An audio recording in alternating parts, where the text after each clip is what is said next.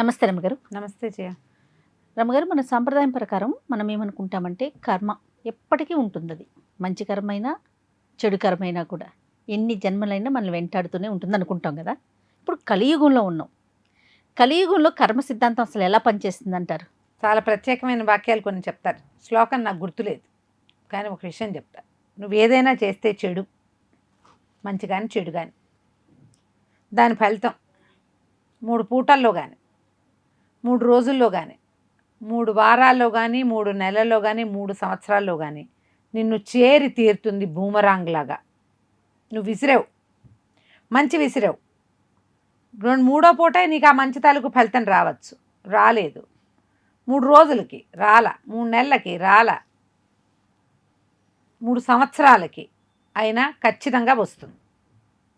అదే నువ్వు చెడు చేసావు, చెడు కూడా ఇదే లైన్లో మనం ఇక్కడే దాన్ని ఫలితాన్ని అనుభవిస్తాం.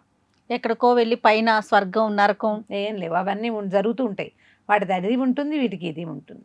కానీ కలియుగంలో మాత్రం ఇక్కడే ఉంటుందంటారు. 100% దాని ఫలితాన్ని మనం ఇక్కడ ఎవడు చేసిన కర్మ వాడు అనుభవించక తప్పదు. అది సుకర్మ కుకర్మ, అది నిన్ను విడిచిపెట్టదు. నువ్వు క్షమించమన్నావు, పశ్చాత్తాపడ్డావు, కాళ్ళు పట్టుకున్నావు, ఏమిటో చేసావు, ఏమైనా చెయ్యి, బూమరాంగ్ అంతే. నువ్వు ఇట్లా విసిరావు, అది అట్లా తిరిగి మళ్ళీ వస్తుంది అంతే. బూమరాంగ్ ఎట్లా వస్తుంది? అర్ధచంద్రాకారంలో ఉంటుంది, విసిరాక రయ్యమని మళ్ళీ వెనక్కి చేరుతుంది. ఇవి కూడా అంతే. దానికని మనం ఏమీ చేయకుండా ఎలా ఉంటాము? ఏమిటో చేసుకుంటూ ఉంటాం, ఏదో చేస్తాం. మనం చేసిన పని వల్ల వాంటెడ్లీ ఆర్ అన్వాంటెడ్లీ, కావాలని చేసినా అనుకోకుండా జరిగినా, మన వల్ల ఎవరికైనా కీడు జరిగితే వాడి నుంచే మనకి కీడు వస్తుందని మనం అనుకోవడానికి వీల్లేదు. కీడు ఎట్నుంచైనా వస్తుంది, ఆ పెయిన్ మనం అనుభవిస్తాం ఏదో ఒక రకంగా, ఎలాగైనా. పైగా వీడికి ఏం చేసావో అదే సేమ్ డిట్టో రాదు, ఇంకోటైనా వస్తుంది. ఎలా చూడు, కొబ్బరి చెట్టు నువ్వు నీళ్ళు పోసావు, ఆ నీళ్ళు అది ఎలా ఇస్తుంది మనకి? బాగా పొడిగెదిగి ఇస్తుంది. మామిడి చెట్టు నీళ్ళు పోసావు, నీరివ్వదు. మామిడి చెట్టు ఏమిస్తుంది? తీయటి పండు, పొల్లటి కాయ ఇస్తుంది. ఎప్పుడైనా కొమ్మ విరిగి నీ నెత్తిని కూడా పడచ్చు. కొబ్బరికాయ పడి నెత్తి మీద పడి చచ్చిపోయిన వాళ్ళని వినమా మనం అప్పుడప్పుడు? అవును. వాడు ఏం చేశాడు, ఎవరిని ఏం చేస్తుంటాడు? మనం అనుభవించే వాటికి అన్నిటికీ కూడా ఖచ్చితంగా కారణం ఏదో ఒకటి ఉంటుంది ఎక్కడో ఒక చోట. నేను ఎవరికేం ద్రోహం చేశాను, నాకు ఈ కష్టం వచ్చింది దేవుడా అంటారు. ఈ సందట్లో ఇంకొకటి ఉంది. మనం ఇప్పుడు చేసుకునేది కాదు, కిందటి జన్మలో చేసుకునేది కూడా మన నెత్తిన పడుతుంది. ఈ జన్మలో మనం చాలా అద్భుతమైన వాళ్ళం, చాలా అద్భుతంగా ఉంటాం, మంచి వాళ్ళం. ఎవరికి కీడు తొలగిపెట్టి ఆలోచన కూడా చేయం, కీడు తలంచని కూడా తలచం, అందరికీ మేలే చేస్తాం, లేకపోతే న్యూట్రల్గా ఉంటాం. మన నెత్తి మీద ఓ బండ పడుతుంది, ఏదో సమస్య, భర్తలకో పిల్లలకో, పొలాలు పోయి, ఇళ్ళు పోయి, వాకిళ్ళు పోయి, అనవసరమైన తగాదా వచ్చి, ఎక్కడికో వెళ్తే కాళ్ళు విరిగిపోయి, తుంటి మీద కొడితే పళ్ళు రాలినట్టు ఏదో జరగచ్చు. ఇవన్నీ కూడా మనం ఇప్పుడు చేసిందే, ఇవాళ చేసిందే, వీడెవడోనే చేసిందే అని అనుకోవడానికి వీల్లేదు. మన కర్మానుభవాలు. అవును, ముందు జన్మలోవి, ఈ జన్మలో చేసినవి ఎలాగో వస్తాయి. ఇవాళ నువ్వు బొట్టెడితే రేపొద్దున కాటికి పెడతారు వాళ్ళని, ఎలాగో అది జరుగుతుంది. ఈ జన్మలో కాకుండా ముందు జన్మలో చేసుకున్నవి కూడా మనం వెనకాల పడి వస్తాయి. మంచి ఎట్లా వస్తుందో చెడు ఎట్లా వస్తుంది. ఏదైనా మన నెత్తి మీద పడితే, మా అక్కయ్య ఒక ఆవిడ, మా విజక్కయ్య చెప్తుంది ఎప్పుడు, ఏదో కష్టం వచ్చింది, దాన్ని పోగొట్టుకోవాలని కాదు, అనుభవించి పోగొట్టుకోవాలి అంటుంది తను. నెత్తి మీద పడింది, అనుభవించేస్తే తేలిగ్గా వెళ్ళిపోతుంది. తప్పించుకున్నావా, ఇది 100 రెట్లు అయ్యి మళ్ళీ వచ్చేస్తుంది మన దగ్గరికి. ఇవాళకి తప్పించుకుంటాం మనం, రేపు నాటికి అది విశ్వరూపం దాల్చేస్తుంది. ఈ భరించగలిగే రోజునే దీన్ని భరించేస్తే సరిపోతుంది. ఫేస్ చేసేయటమే. ఫేస్ చేయకుండా దీన్ని మసిపూసి మారేడుకాయ చేసి ఎలాగోలాగా తప్పించుకుంటే రేపు నాటికి అది 100 తలల రాకాసిగా మన మీద పడుతుంది. ఆనాటికి మనకి శక్తి కూడా సరిపోతుంది. వృద్ధాప్యం వచ్చింది అనుకో, పెద్దవాళ్ళం అయ్యాం, అప్పుడు వచ్చి పడుతుంది మన, అప్పుడు సహాయం లభించదు. అందుకని మీద పడిన కర్మల్ని కూడా అనుభవించి పోగొట్టుకోవాలి ఎప్పుడు కూడా. మనం అదే చేస్తూనే ఉంటాం జయ. కొన్నిటిని తప్పించుకోవడానికి ఎలాగైనా ప్రయత్నం చేసి దాంట్లో నుంచి బయటపడతాం. ఇది ఒకవేళ ప్రయత్నం చేసి అంటే ఎలాగండి అలా వాటన్నిటిని ఊరుకోవాలా అంటారు. మానవ ప్రయత్నం కాకుండా దైవ సహాయం తీసుకుని బయటపడచ్చు. అప్పుడు అది వెనక్కి రాదు. ఏదో పూజ చేయించి యజ్ఞం చేయించి హోమం చేసుకుని మనమే ఎక్కువగా భగవద్ధ్యానం చేసుకుని ఎవరిదైనా దైవ సహాయాన్ని గనక తీసుకుంటే మన కర్మక్షయం కొంత జరిగి కొంత డబ్బు ఖర్చు పెడితే జరగచ్చు. అప్పుడు అలాంటివి సిచ్యువేషన్స్ కొన్నే వస్తాయి. అవును, కొన్ని అట్లా ఉండవు కదా. కొన్ని దైవ సహాయం తీసుకున్నా పోవు, ఇక అనుభవించటమే చచ్చినట్టు. కింద జన్మలో ఎవరినైనా ఇరికిచ్చామనుకో, ఈ జన్మలో మనం జైల్లో పడతాం. కింద జన్మలో ఏదో పొరపాటు చేసాం, వచ్చే జన్మలో ఇంకో రకమైన అనారోగ్యం వస్తుంది. కొన్ని రకాల అనారోగ్యాలు కూడా కర్మానుభవాలే కారణము, కర్మబంధాలే కారణంగా చెప్పబడతాయి.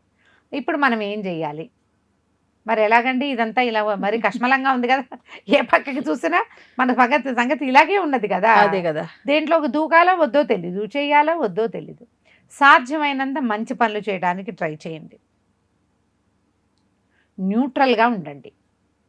ఇందులో పెద్దవాళ్ళు చెప్పినటువంటి మహావాక్యాలని కొన్నిటిని గుర్తుపెట్టుకోండి. అమ్మకి తోటి బాగుండండి, నాన్నతోటి బాగుండండి, గురువుగారితో మర్యాదగా ప్రవర్తించండి, ఎవరైనా మన ఇంటికి వస్తే కాస్త మంచినీళ్ళు ఇచ్చి భోజనం చేయించండి, ఏ దేవాలయానికో వెళ్ళండి, దర్శనం చేసుకోండి, సంవత్సరానికి ఒకసారైనా క్షేత్రం తీర్థం అని వెళ్ళండి, నదీ స్నానం సముద్ర స్నానం చేయండి. ఇవన్నీ మమ్మల్ని ఉద్ధరించడానికి చేయట్లేదు, మీకోసమే చేసుకుంటున్నామని గుర్తించండి. మీరు చెప్పారు కాబట్టి కాదు, మీరు చెయ్యాలి కాబట్టి చేసుకోవాలి. ఇవన్నీ మనకు చెప్పారు ఎందుకని? చూడు, మనకి ప్రతి పండక్కి ప్రతి పూజకి అక్కడికి వెళ్ళి స్నానం చేయాలి, ఇక్కడికి వెళ్ళి స్నానం చేయాలి ఉన్నాయా? మధ్యలో మనకి ఏంటి, ఏటా ఏదో ఒక నదికి పుష్కరాలు ఉంటాయి. అక్కడెక్కడో నదులు, యమున తుంగభద్రకి మీరు వెళ్ళక్కర్లేదమ్మా. అవన్నిటికీ పరిగెత్తకండి, పిచ్చికి పోకండి. మరి మన కృష్ణ వచ్చింది, మన గోదావరి వచ్చింది, చాలు, మనకు 2 దగ్గరలో ఉన్నాయి, అంతే కదా. కృష్ణకి గోదావరికి వస్తాయా? ఒక 6 ఏళ్ళకి అది, ఒక 6 ఏళ్ళకి ఇది వస్తాయి, చాలు. మన జీవితంలో చూస్తాం కదా ప్రతి ఒక్కరు, 2, 3 చూస్తాం. పుష్కర స్నానం కుదిరితే చేయండి, లేకపోతే గోదావరి వెళ్ళారు రాజమండ్రి, ఓ మాట గోదావరి స్నానం చేయండి. బెజవాడ వెళ్ళారు, కుదిరింది, హాఫ్ డే, పొద్దునే వెళ్ళి కృష్ణానదిలో స్నానం చేయండి. సీతానగరంలో చాలా హాయిగా ఉంది, నేను చేసి వచ్చారా? చాలా హాయిగా ఉంటుంది, అక్కడ చేయండి. ఎక్కడికి వెళ్తే అక్కడ నదీ స్నానం, గంగా స్నానం, ఎక్కడికో వెళ్ళాము ట్రిప్కి, గంగా స్నానం చేయండి అవకాశం ఉన్నప్పుడు. నదీ స్నానాలు, సముద్ర స్నానాలు, బీచ్కి వెళ్ళటం ఒట్టిగా సరదా కాదు. అక్కడ సముద్రంలో స్నానం చేసి రావటం, దానివల్ల నెగిటివ్ ఫోర్సెస్ వదిలేస్తాయి మనకి. ఇవన్నీ శాస్త్రంలో చెప్పారు కదమ్మా. ఈ పండగల్లో ఇవి చెయ్యాలని. కార్తీక పౌర్ణమికి నదీ సముద్ర స్నానం చెప్పరు? అవును, ఎంత విశేషమైన రోజు మాఘ పౌర్ణమి, మహామాఘి, దానికి తప్పకుండా సముద్ర స్నానం చెప్పారు. అవును. ఈ విధులన్నీ మన పెద్దవాళ్ళు మనకి ఎందుకు పెట్టారంటే వీటిని తప్పించుకోలేరు మానవులు, అందుకని ఇవి చెప్పారు. ఈ కార్తీకంలోను మాఘంలోను వాపికూప తటాకాదుల్లో గంగానది ఉంటుంది, అప్పుడు స్నానం చేయండి అన్నారు. కార్తీకంలో ఒక్క నది స్నానం చేసి రావచ్చు కదా. ఇలాంటివి చెయ్యండి. ఎక్కడికైనా ఎక్కడో అన్నదానం జరుగుతుంది, ఒక్క 100 రూపాయలు రాయించండి మన పేరుతోటి, ఒక 100 రూపాయలు ఇవ్వండి.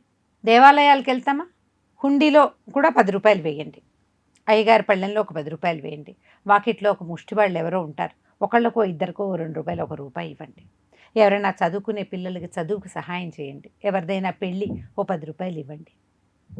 ఇవన్నిటి వల్ల ఏమవుతుందంటే మన కర్మక్షయం జరుగుతుంది, మన డబ్బు ఖర్చు అవుతుంది. ఎవరికైనా అవసరమైతే కొంచెం శ్రమ, మనం కష్టపడి పని చేయండి. ఎవరిదో పెళ్ళి, మన ఫ్రెండ్సో చుట్టాలదో, వాళ్ళ పెళ్ళికి కొన్ని పనులు చేసి పెట్టండి, మీరు కొన్ని బాధ్యతలు తీసుకోండి. ఇవన్నీ కూడా మన కర్మని క్షయం చేస్తాయి. దేవాలయాలకు వెళ్ళటం, క్షేత్రానికి వెళ్ళటం, ఎప్పుడైనా వన్స్ ఇన్ ఏ వైల్, ఏడాదికి ఒకసారి అన్ను ఎవరినైనా మనతో పాటు తీసుకెళ్ళండి దేవాలయానికి. రూపాయి వాళ్ళ ఖర్చు లేదు, వాళ్ళ దేవాలయ దర్శనం, క్షేత్రంలో వాళ్ళ భోజనం కూడా మీదే బాధ్యత, ఏం లేదు, రూపాయి లేదు వాళ్ళది, మొత్తం ఖర్చు మీదే. అట్లా తీసుకెళ్ళండి. సంవత్సరానికి ఒక్కసారైనా ఎవరికైనా ఒక కొత్త బట్టలు కొనిపెట్టండి. వాళ్ళు ఎవరో మనకు తెలియక్కర్లా, వాళ్ళు మన ఇంట్లో పని వాళ్ళు కానక్కర్లా, ఒక జత కొత్త బట్టలు. మన దగ్గర పాత బట్టలు ఉంటాయి, ఎవరికైనా అవసరమైన వాళ్ళకి సహాయం చేయండి, ఇవ్వండి. అట్లా అక్కడెక్కడో అదే అనాథల్ని పెంచుతున్నాం, ఏమైనా సాయం చేయండి. ఇలాంటివన్నీ కూడా మన కర్మలని తొలగిస్తాయి, మనకి ప్లస్సులు పడతాయి, కొన్ని మైనస్లు పడుతూనే ఉంటాయి. మైనస్ల కంటే ప్లస్సుల్ని పెంచుకోండి, అప్పుడు కుదురుతుంది. రైట్, ఆలోచించండి దీని మీద.